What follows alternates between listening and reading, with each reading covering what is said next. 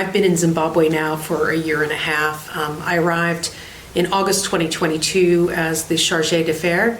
And in that time, I've really had an opportunity to travel around the country on a number of different trips and see a lot of what the U.S. government and the U.S. Embassy is doing in this country, a lot of the life-saving assistance we're providing the Zimbabwe people.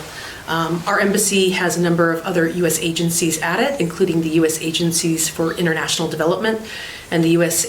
Centers for Disease Control.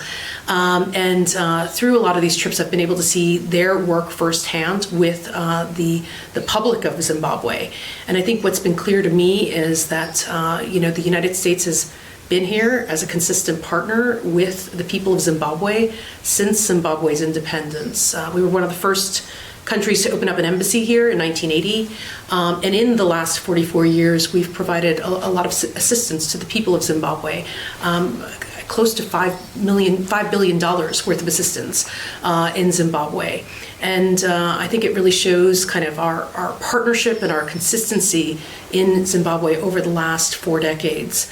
Some might think that assistance has been diminishing or reducing in recent years, but actually, in fact, it's increased. Over the last 3 years alone, the United States has provided $1 billion in health, humanitarian, and development assistance to the people of Zimbabwe. So I think the key message here is that we have been a consistent and unwavering partner here to the people of Zimbabwe. But to your question specifically, since the August 2023 elections and even before that, I would say that I would characterize the relationship as strained between the government of Zimbabwe and the United States, partly due to the lack of progress on democratic reforms on behalf of the government of Zimbabwe, which I think were exemplified in the recent August 2023 elections. Despite the calm and the patience and the resilience we saw from the people of Zimbabwe during elections, we felt that the elections fell short of regional and international standards. And quite honestly, we're not alone in that feeling.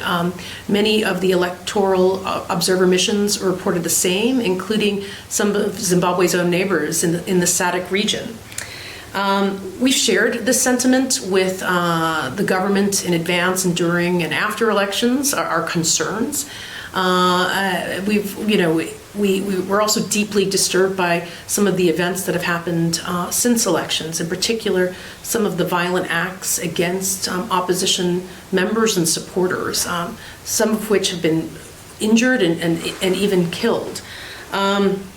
So our message is really clear to the government of Zimbabwe. We urge them to take meaningful steps towards open, accountable, and democratic governance reforms. We think that is what is key and important going forward in our relationship.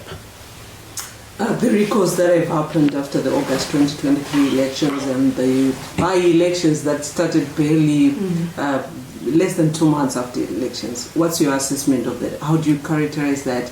And also, what's your assessment of the opposition Triple C in Zimbabwe? Well, our feeling is that individuals who won by large margins in the August 2023 elections, should not be removed by the voice of one person. It really undermines the will of the people, the people that came out and voted on Election Day in August 2023. As I've mentioned, we urge the government to take very clear reforms on kind of open and democratic processes. The United States does not support any political parties nor candidates in Zimbabwe. We support democratic institutions and processes.